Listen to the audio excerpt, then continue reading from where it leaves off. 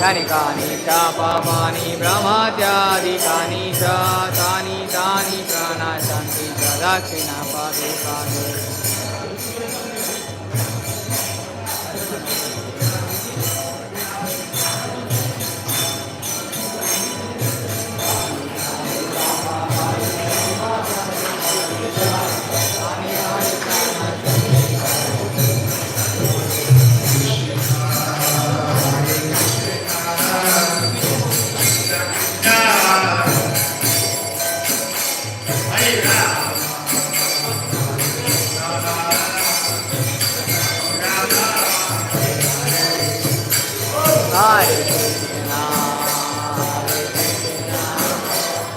Krishna Krishna Hare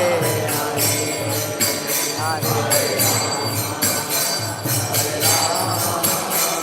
Rama Rama Hare Krishna Hare Krishna Krishna Krishna Hare Hare Hare Rama Rama Hare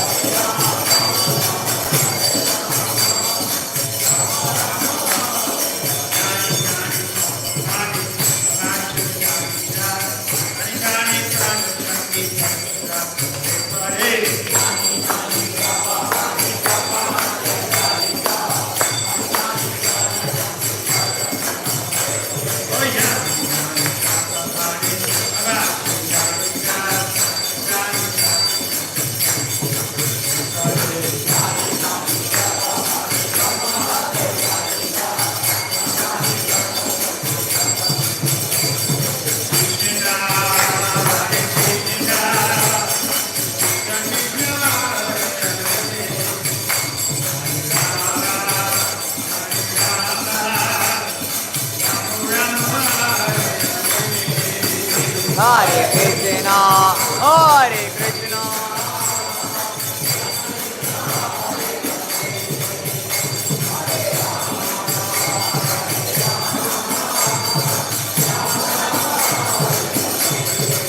Hare Krishna, Hare Krishna, Krishna Krishna, Hare Hare, Hare Rama, Hare Rama, Rama Rama, Hare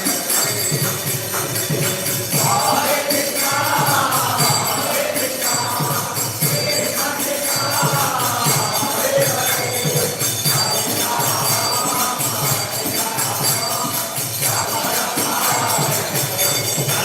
Krishna, Hare Krishna, Hare Rama,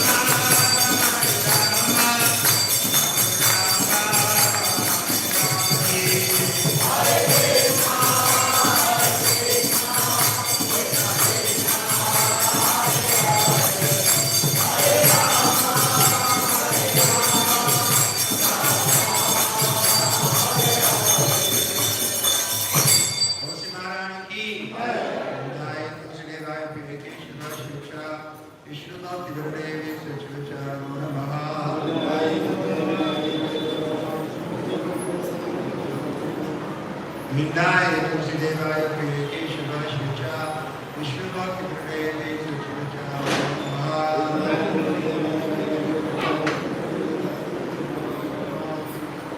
Jai Tulsi Devaya Piveke Shiva Shiva Vishnu Bhakti Gurudevi Sachivacha Namaha.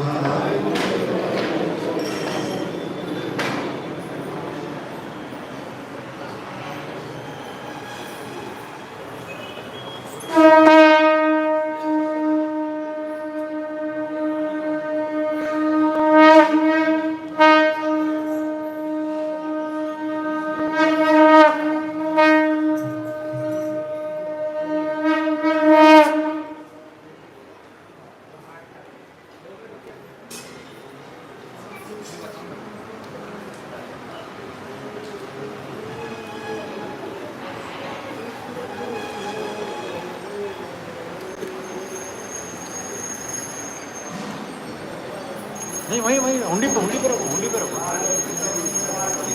Jai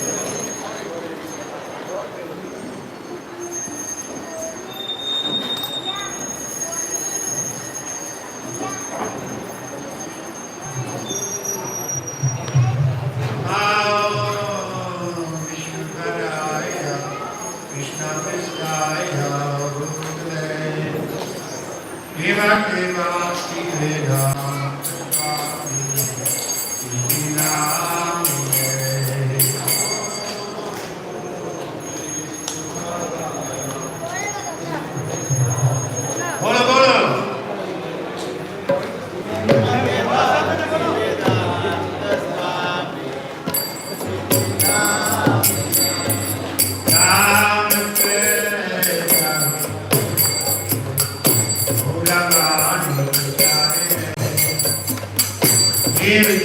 Jai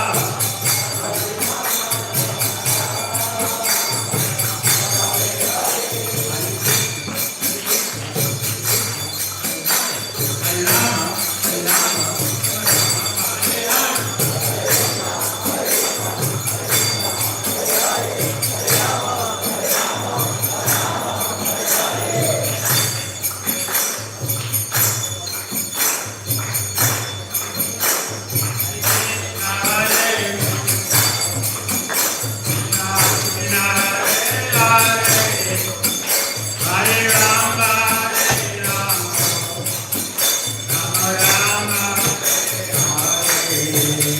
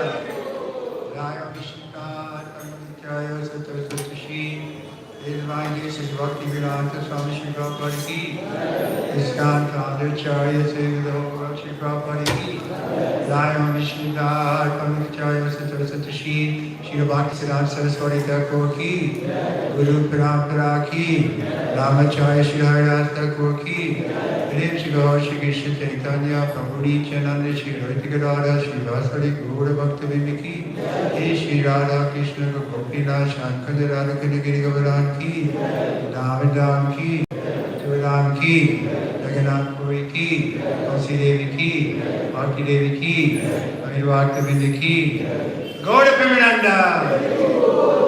Oh, glory to the Islam. Glory to the Islam. Glory to the Islam. Glory to Shri Guru and Shri Guranga, Shri Prabhupada.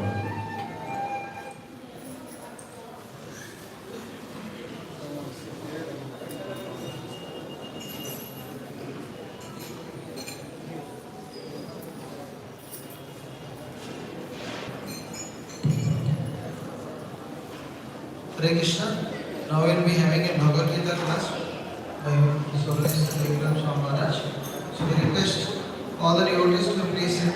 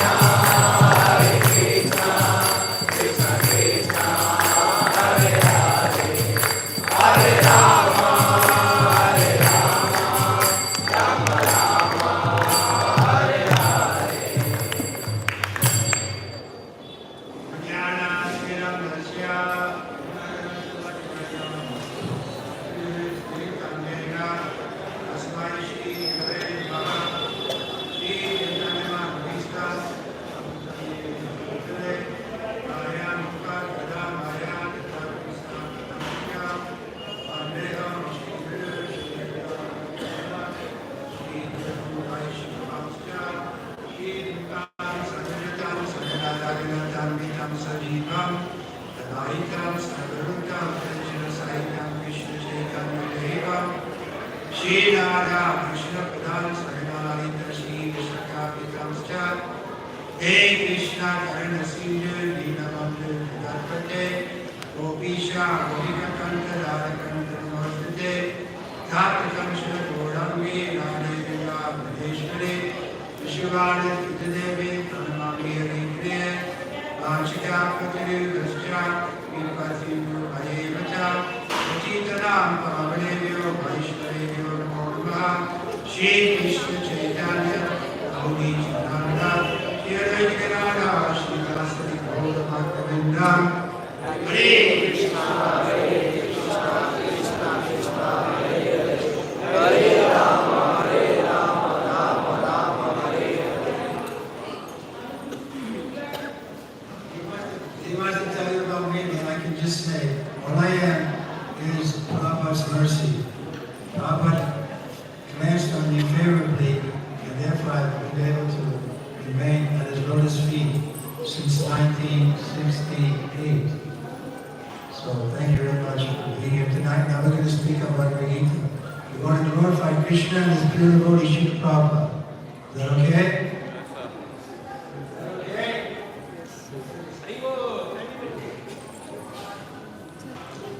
We're reading Bhagavad Gita as it is, and especially you people here born in India, you have a duty to represent this message of Bhagavad Gita. This is the most vital information here. It can help everybody. Everybody who comes in contact with the knowledge here can be benefited. Of course, some people are not interested, so that's okay. But at least all of you are somewhat interested, and you find that some of your friends will be interested, some of your family members. Therefore, we emphasize our book distribution. You know, this is book distribution marathon month. So a lot of the boys are out selling the books or distributing them. We don't have to say sell. Because we're asking just something to keep this, so we can keep printing it. But this knowledge is really vital to humanity at large. Because everybody is identifying with the body as the self, and the products relating to the body as mine. This is my body. This is my house. This is my car. Everybody's thinking like that. But this is an illusion. The car will be there in the junkyard or something, and you'll be gone. Where are you going? Probably went to MIT in Massachusetts, the Massachusetts Institution for Technology. You people are familiar with technology. So that was at the time, 1975. That was a prominent university in America, MIT. And he challenged them. You're scientists, tell me, what is the difference between a live body and a dead body? And they were silent. Big scientists, but they don't know the difference between a live body and a dead body. But we know very carefully, clearly, because Krishna tells us in the Bhagavad Gita that we're not this body, we're the soul. And the soul is giving consciousness to the body. As soon as the soul leaves the body, then the body is just, again, product of matter. What's the body made of? Earth and water and different things. And it starts to smell real badly, very quickly, right? Especially in India, right? You have to keep on the ice.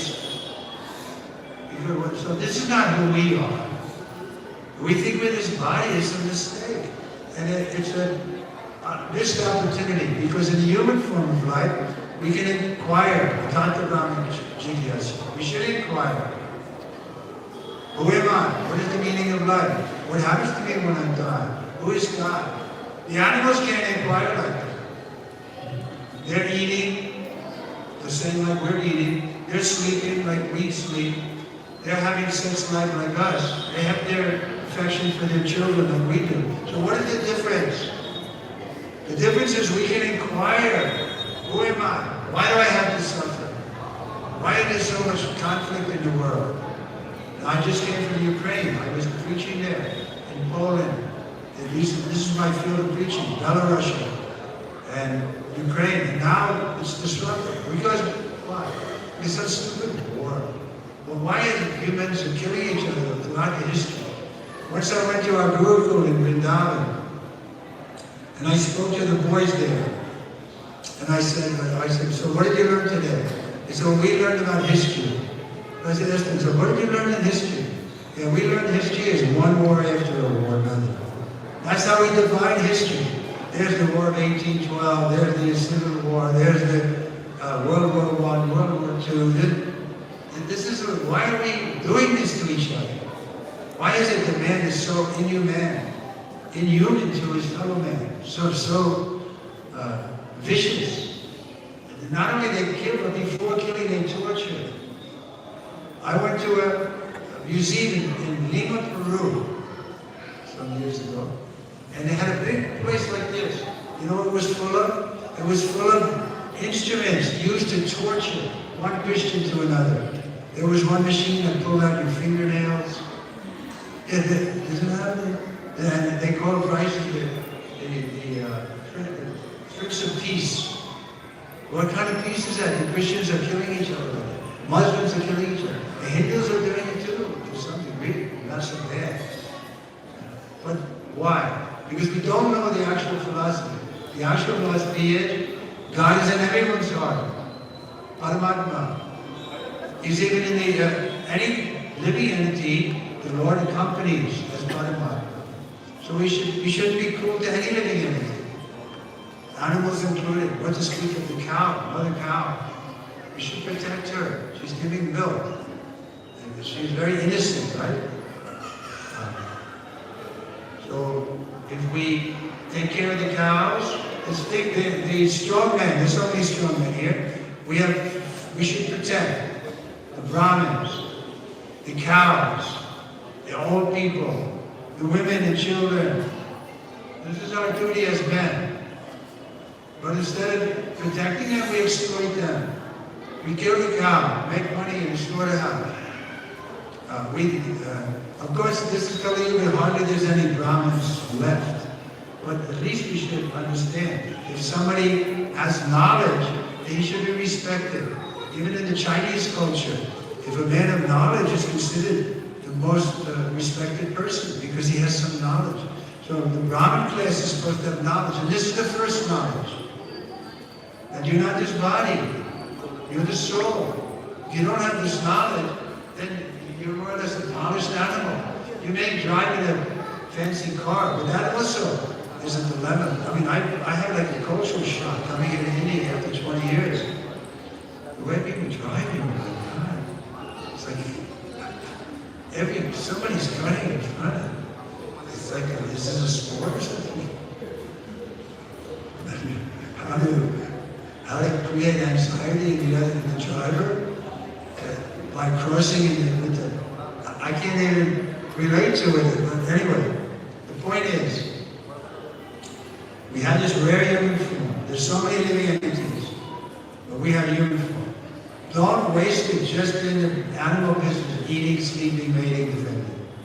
Take advantage of this developed consciousness and inquire seriously. Krishna is giving us all the answers. Beginning with that you're not this body. Then what does he tell? He talks about the material nature. Earth, water, air, fire, ether. These things are all explained. Then he also speaks about time. Everybody's bewildered by time.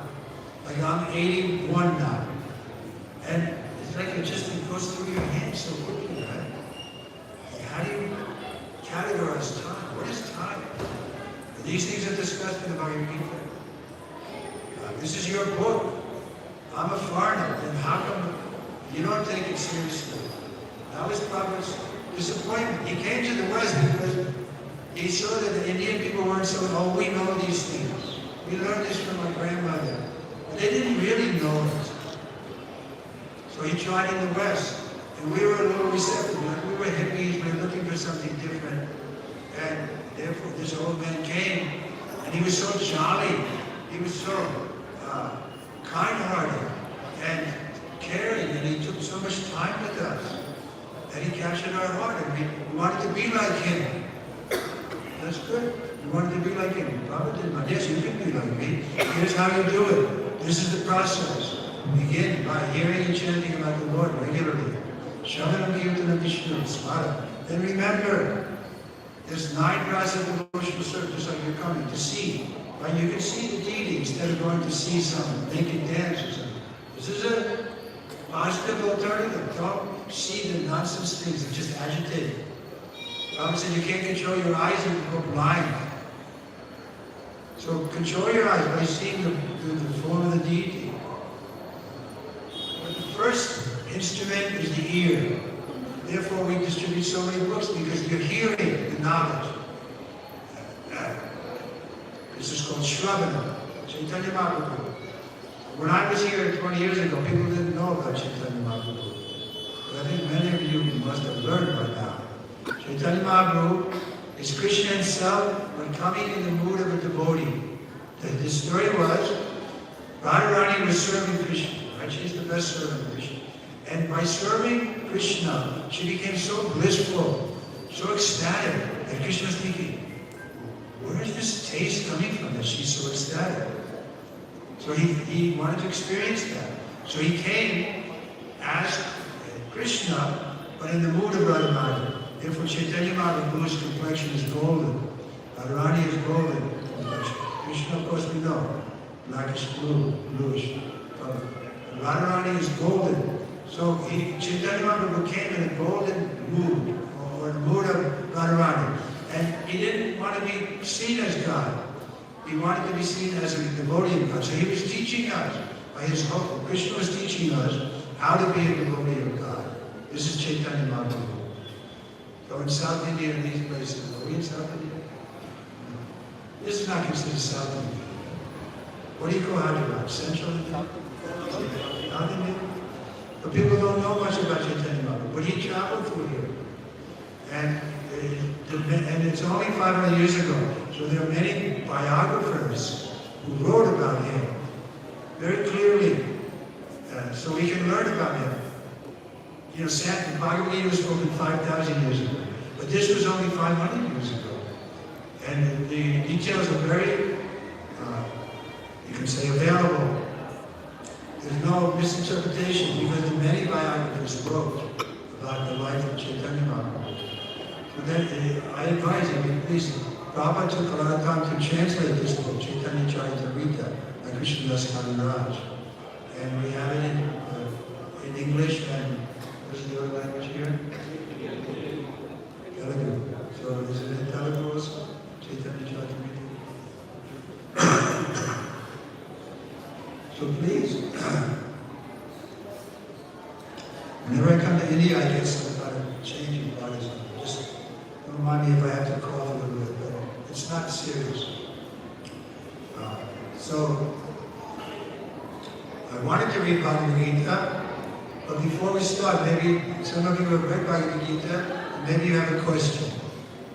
Everybody has a Bhagavad Gita here, I expect. This is our main book for explaining it. Chaitanya is there, but Bhagavad Gita is especially meant for presenting to the public. Because everybody's heard of Bhagavad Gita. Mahatma Gandhi was reading it, right? And at least every Hindu, even the Muslims, they've all heard of Bhagavad Gita. Christians, at least in India, everybody's heard of Bhagavad Gita. So why not learn Bhagavad Gita thoroughly, then you can explain it. This is our holy text. You have Bible, but Bible is confusing. The reason being, there's no Guru Parampara to explain the Gita, or to explain the Bible. But they're confused about some things. Like they're mistaken when they think that Christ is God. He clearly says, I'm the Son of God. I sit at the right hand of God. I come to do the work of the Father. So there's two. There's the Father and the Son. Prabhupada used to say Christ was the only good Son, obedient Son. The rest of us are disobedient. But he's not God.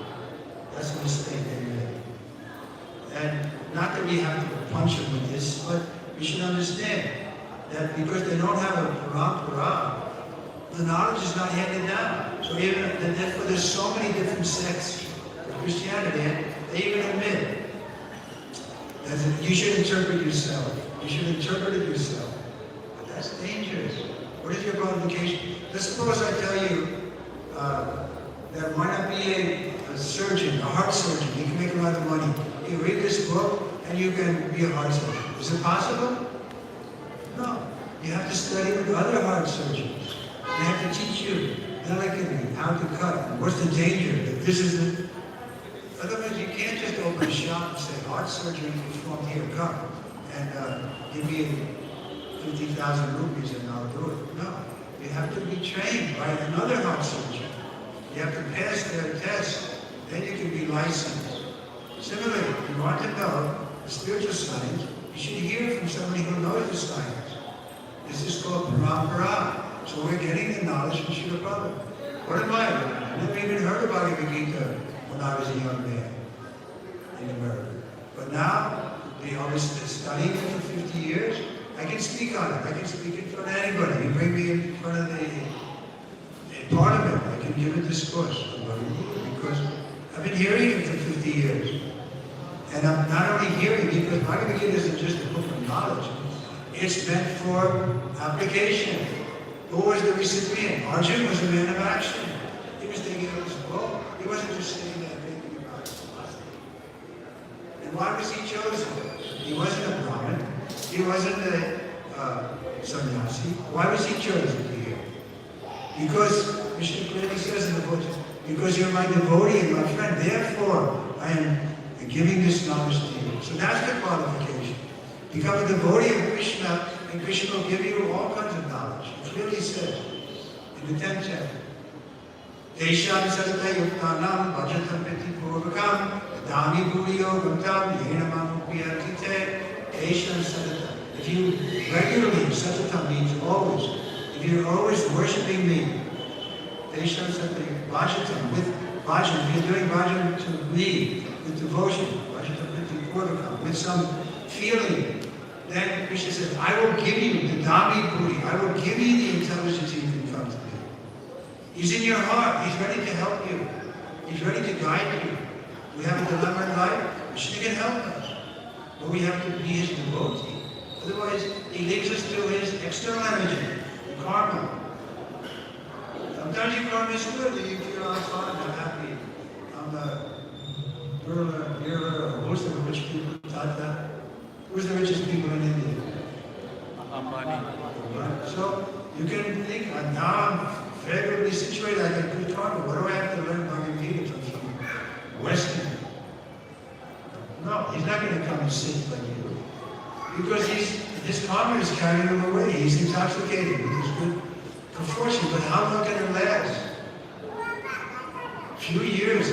Like, I preach in Poland and they have one thing they call amber. It's like a jewel. They make jewelry out of it. But really what it is the sap of a tree. And sometimes insects are in there. And you know how old it is? 40 million years ago.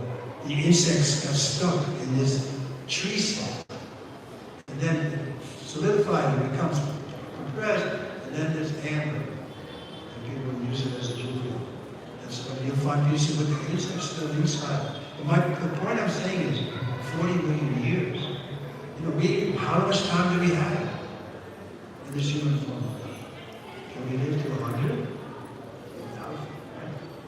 Okay, maybe a few exceptional people, 105.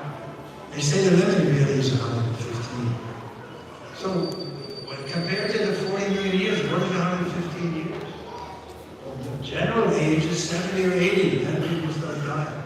So the point I'm making is, you may have good karma, but how long is it going to last? Just like when I was a young man, we had so much respect for our president, John Fitzgerald Kennedy, JFK, right? He was good looking, he was young, he was powerful, he was wealthy, and then, 1 second, all things. What kind of happiness is that? That can be taken away in 1 second. Like water on a lotus feather. Rolls off. So therefore there's some urgency. Prabhupada came with some urgency. We felt it wasn't just a good time with Charlie and making everything feel good. No, he came with a serious message. Study Bhagavad Gita and learn the principles. And then you don't have to take birth again.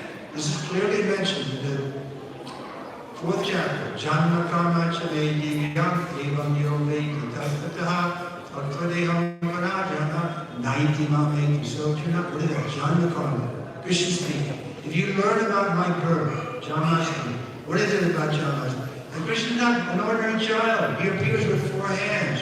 He gets the he's not an ordinary child, right? From his childhood, he's lifting, going downhill, he's killing the demons. So if we understand Krishna, his janma and his karma, his activities, janma karma, then Krishna said, 90 mamedisa. You don't have to remain in this place of birth and death. Spot life. You come back to me. When we take this, life is all in all. And therefore we miss opportunity. And, so the preacher like Srila Prabhupada, he's feeling compassion. He's looking for an audience because he sees that people are suffering from lack of knowledge. If we have proper knowledge, what is the proper knowledge? Brahma-bhuta prasanatma, nasanchiti nakanchiti, samasarvesu bhutesu, bhaktim lavate param. So let's go over that verse. This is in the 18th chapter. Brahma-bhuta, that we understand that we're the Brahman, Aham Brahmasmi, we're the Brahman. Brahman, inside this body is the soul, Atma. This is who I am, Brahma-bhuta prasanatma. And I'm joyful by nature. Why is so much suffering in this world? Because we're out of harmony with our real self. Then, Prasana. Nasochati Nakanchati. These are two words. No more hanging or lamentation. Because we're satisfied in ourselves. We're not hanging, I want to get a bar, I want to get up, I want to make a progress. Because we see, the real progress is already there. I'm the pure spirit soul. I can be joyful by myself. I learned the technique. Brahma-bhuta prasanatma, that's such a thing. Samasana, then we deal with everybody properly. This is the next stage. Well, Jesus also said, love your neighbor as yourself. It's not easy, man. It's not easy. Love your neighbor as yourself. We're born with false ego. The child comes out of the womb with this disease, that he's the center of the universe. The psychiatrists actually understand, psychologists, that at a certain age, like a year and a half or something, the child really thinks that he's the center of the universe. And the parents are coming around and putting that he's the center of the universe. This is what we're born into. False ego, that I'm the center. So we have to learn to put Krishna in the center. Isha Vashyam Vidamsava. You heard this shloka from Isha Upanishad? We should put God in the center. He belongs in the center. We're trying to do that here. So we come, but here's the center. The deity is the center. We try to glorify them. We bow down to them. We offer our food to them. So we begin to learn how to put God in the center. This is our goal. This is the natural position. In the spiritual world, everybody's happy to do that. But it's voluntary because Krishna is a loving person. He doesn't force us, well, you have to love me. He wants us to love him. When he speaks Bhagavad Gita, when he finishes the Bhagavad Gita, he says, this is my opinion. Now do as you do. He doesn't force us, you're going to hell if you don't follow this. No, he says, this is my opinion. This is the nice thing about Hinduism. They're not forcing. Krishna doesn't force. He says, this is my opinion. Now you consider and do what you think is best. He leaves it up to us. This is the duty of the Lord. This is the duty of the Guru and Sadhu. They say, here's Krishna and here's mine. You choose. You want to serve? You have to serve. You can't help serving. And by constitution, you're a servant. You're serving your family, you're serving your country, you're serving your senses. You can't avoid serving. This is our nature. So why not serve Krishna? Serve Krishna and be happy. That was the problem with studying. Chant Hare Krishna and be happy. So in this Kali Yuga, the easiest way to serve Krishna is Hare Krishna, Hare Krishna, Krishna Krishna, Hare Hare, Hare Rama, Hare Rama, Rama Rama, Hare Hare.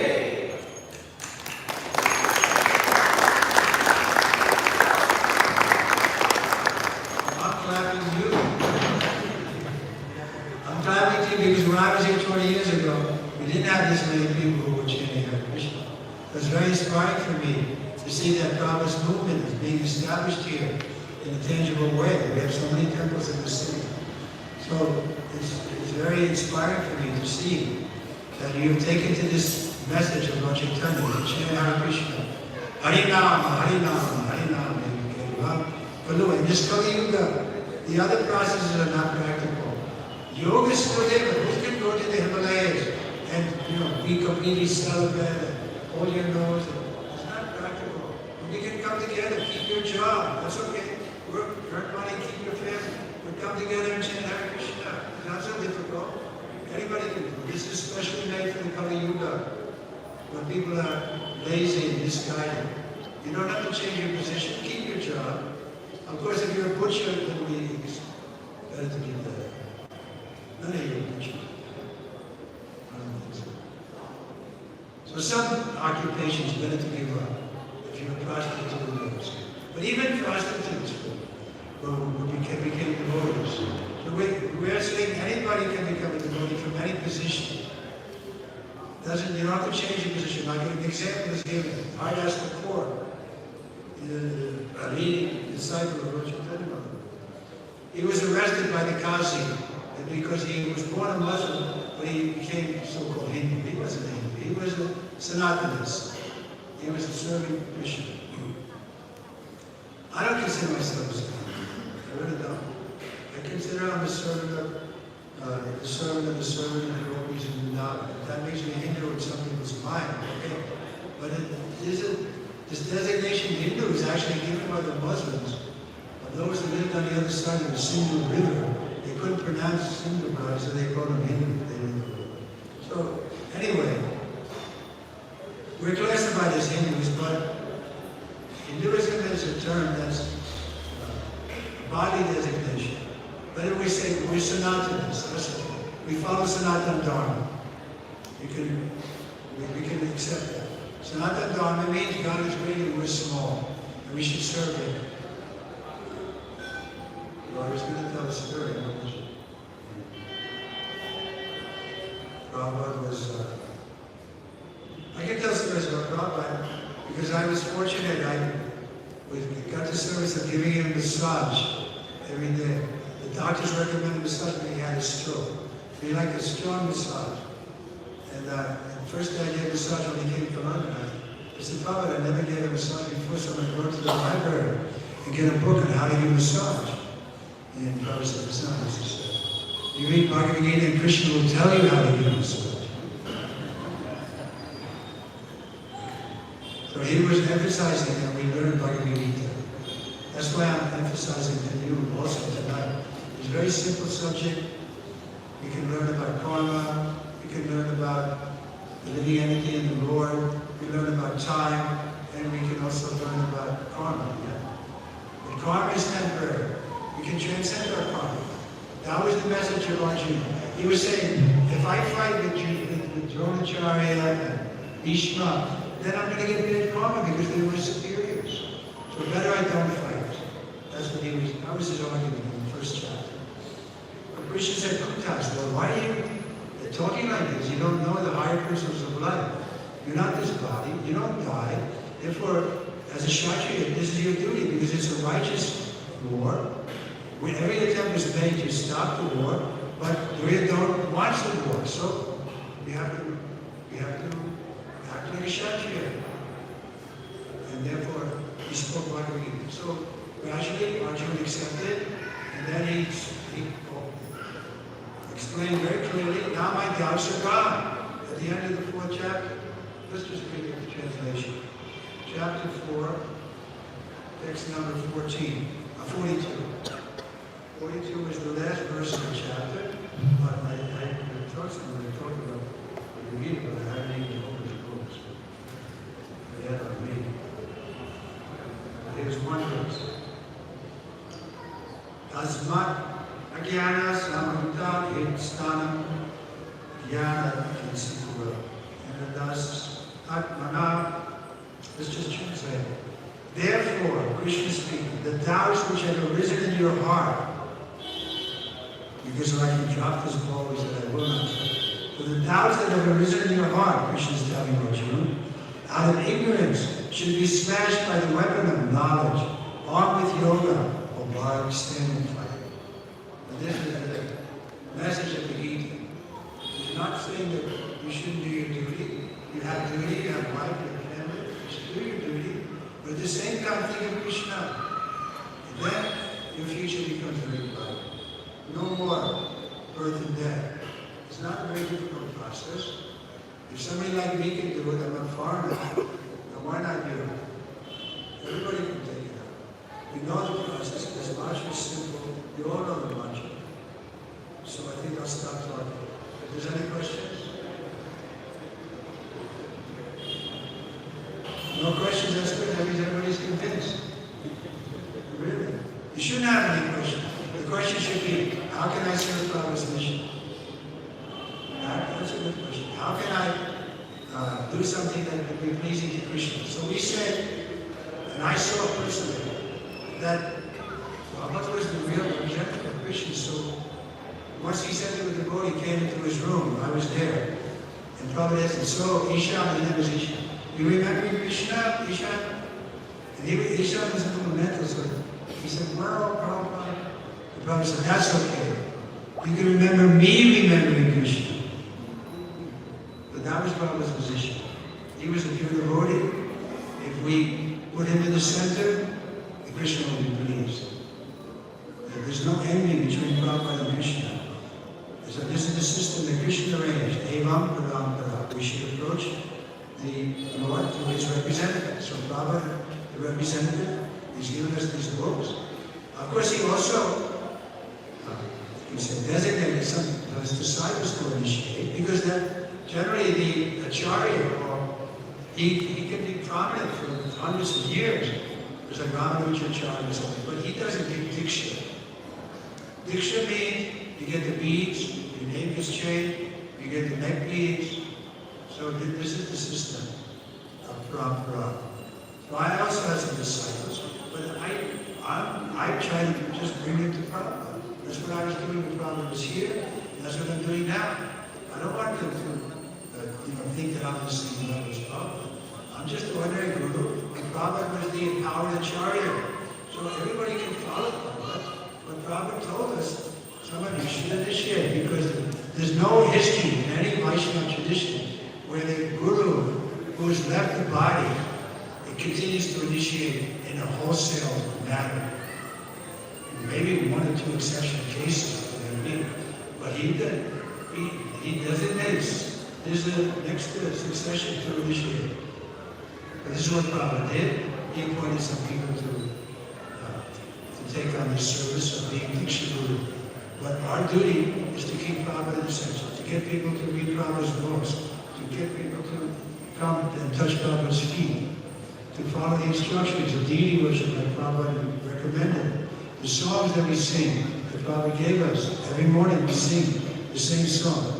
Samsara Dava Lalita Loka Janayaka. Any of you ever come from Anuati? Every morning we sing the same song that Prabhupada gave us. So we want to keep everything the same. But still, the difference is Prabhupada is not physically present anymore. So that's a distinction that we can't deny. Some people say, oh, no, Prabhupada initiated it. But we know from the Mahabharata, when Ekalavya, the forest prince, he wanted to have Drona as his acharya, but Drona didn't want him. He said, no, I'm only initiating Kshatriyas. So he didn't accept him. So he tried to force, but he couldn't. In other words, the guru has to accept the disciple. He has to say, yes, I'm willing to accept you. I've tested you to some degree, and I think you're a fit candidate to receive this knowledge. Only then he gives them initiation. So these people are claiming they're Prabhupada's disciples, but how do they know Prabhupada accepted them? Therefore, better to approach a living person and get the mantra, but still we keep Prabhupada in the center. If your guru tries to minimize Prabhupada, then you can reject it. No guru in ISKCON will do that. We know that we have to keep Prabhupada in the center, otherwise this mission won't continue. I was in the car with you, Prabhupada, in Los Angeles, 1976, we're coming back from the morning walk. Prabhupada saw all the devotees were waiting for him. They didn't see us because we came a different way. And suddenly he spoke. He said, with full conviction, they cannot check this movement. This movement will go unchecked for the next 10,000 years. Prabhupada said it with full conviction. And I heard it with my own ears. I was in the back seat. So they can't check this movement. But the greatest danger comes from within. Otherwise, this movement, I see it. After coming back in 20 years, then I was in Bombay, people move by that way. I was in Bangalore, what's it called now? And I see everything is dangerous. So many devotees are there, serious men, chanting around, taking the process as Prabhupada. So I know that this movement is going on. So please assist this movement, and then Prabhupada will be very pleased with you. Okay, thank you very much. So Prabhupada ki jai.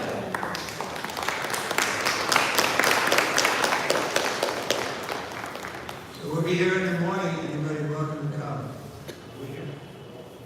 We're here. What's my schedule tomorrow? We're here. Yeah, tomorrow we'll be having Srimad Bhagavatam class and Maharaj. So we request all devotees to come. Thank you. At what time? Time? 8:10. 8, 8:10. 8:10 morning. Yeah. If anybody has any questions, they can ask Maharaj. They don't have to they know this thing. It's just the application is troublesome. And it's a little hard because you have to change your habits. Like I was used to go to bed at 4 o'clock in the morning. I had a part-time job. I was driving a taxi. That was the best time to get the drunks out of the bars. They give you big tips. At 4 in the morning, they threw them out of the bar. You go with the cab and take them home. Okay, yeah, I had $50. I used to go to bed at 4 o'clock. Now I have to get up at 4 o'clock. So it was hard. But after a while, it's easy. It's like learning how to ride a bicycle. It looks hard. But once you get the habit, it's easy. So spiritual life is like that. Because it's our natural position. To serve Krishna. In the beginning, like, probably give an example of a big politician. They gave him a sweet, immediately put it in his mouth. But now we have to stop and think, wait, before I put it in my mouth, I should at least thank Krishna. This little change in consciousness, recognize Krishna is supplying. Just a little change of consciousness. And then we can be happy. And give up this greed and lust. These things are cruel enemies. It's lust, it's pushing. Bhagavad Gita 3:37. Kama-esha, krodha-esha. It turns to the anger. It's pushing. It's never satisfied. Lust is never satisfied. Old men are paying $50 to see the naked girl in the club. They're not satisfied. And they're like, they see so many naked girls, but still pushing. Lust is pushing. One more. Pay $50 to go and see the naked dance. So it's up to us. She's not going to force us. But we can change that lust into love. This is our firm conviction. So please do it. Thank you very much. Hare Krishna. Hare Krishna. Take care.